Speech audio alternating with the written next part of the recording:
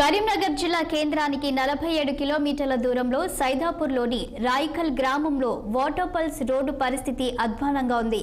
కనీసం కాంగ్రెస్ ప్రభుత్వం పర్యాటక కేంద్రంగా అభివృద్ధి చేయాలని కోరారు.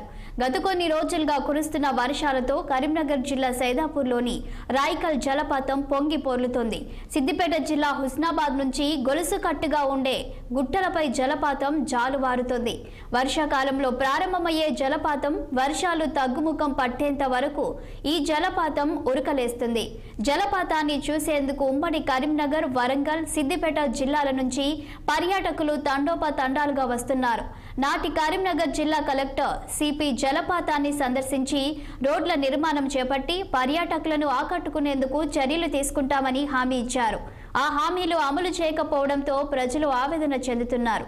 ఇప్పటికైనా అభివృద్ధి పనులు చేపట్టాలని, పర్యాటక కేంద్రంగా అభివృద్ధి చేయాలని స్థానికులు కోరుతున్నారు.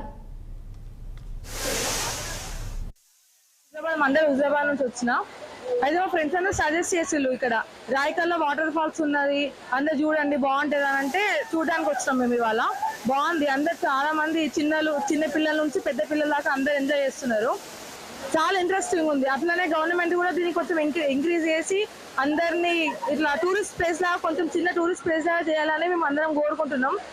అండ్ ఇక్కడ అన్ని ఫెసిలిటీస్ అంతా బాగున్నాయి, ఏం ఇబ్బంది ఇక్కడ ఏం లేదు. వాటర్ ఫాల్స్ కూడా చాలా చూడడానికి బాగా అందంగా ఉంది.